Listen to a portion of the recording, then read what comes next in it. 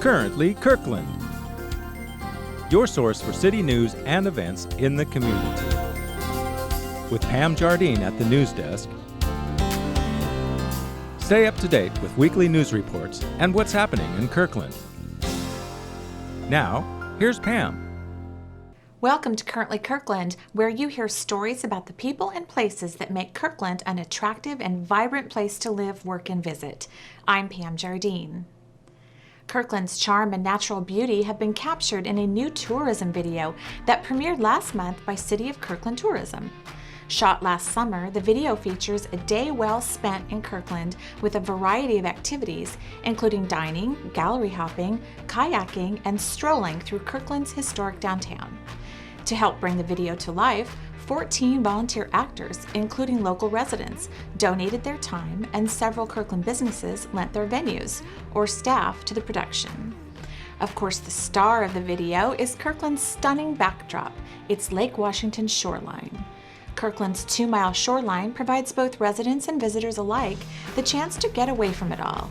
To watch the video, visit www.explorekirkland.com. Kirkland enjoys a thriving art scene, and since 1992, Studio East has been introducing young people to the performing arts through classes, camps, performances, and workshops. In 1998, Lonnie Brockman, artistic director of Studio East, was inspired to create something else. I had seen that there was a lack of children's theater in Kirkland on the Greater East Side, and I started the Storybook Theatre with the idea that we would appeal to young audiences and introduce them to the magic of theater. And the material that I found I didn't especially like. It didn't have the participation theater that I wanted, that I was taught in college.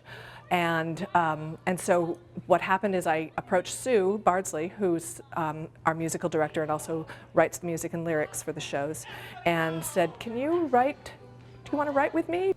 Together, Sue and Lonnie came up with some titles, and Storybook Theatre has been entertaining young audiences ever since. Do you know how to read? Mm-hmm. And write too? Oh, neat. Did you like your teachers? Yeah. No. Oh, do you hear that? It's music. I love music.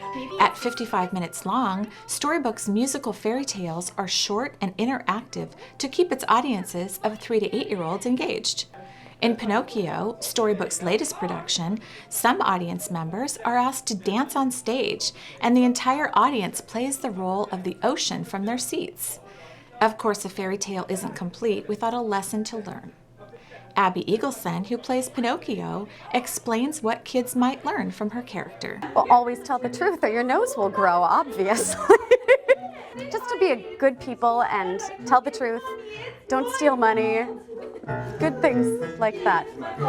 I think it's one of the more clear cut and dry morals that Storybook has really told. Sometimes it's about manners, sometimes it's about being manipulated, but this one is definitely be good and tell the truth, and family is important. Sarah Russell, who plays Kat in Pinocchio, grew up with Storybook Theatre and tells Currently Kirkland what it's like to perform for a young audience. I love their faces and their reactions. The kids are just so honest, and you always know when they're on board with you. You always know when they're not. And it's just fun to have that feedback of hearing their laughter, their applause. Afterwards, we usually get to talk to the kids and have question and answer, so it's nice to see things they got, things they didn't get, questions they have. How did the baby get made? Well, maybe that's a question. There are tons of questions, and it's a nice change of pace from everyday life, being, with adults all the time. It's nice to come back and be with kids and see that youthfulness and honesty. Storybook Theatre's Pinocchio will be at the Kirkland Performance Center on February 2nd, 3rd, 9th, and 10th. Additional performances will be held in Everett and Seattle in March. For tickets and more information, go to www.storybooktheatre.org or call 425-820-1800. This year's flu has hit early, and local emergency rooms are seeing a rise in the number of flu patients across all age groups. The Public Health, King County, and Seattle has teamed up with local celebrities, a husky, a moose, and a dancing clam to help spread the word about flu prevention. Celebrities, they're just like us. They cover their coughs and sneezes. They wash their hands frequently.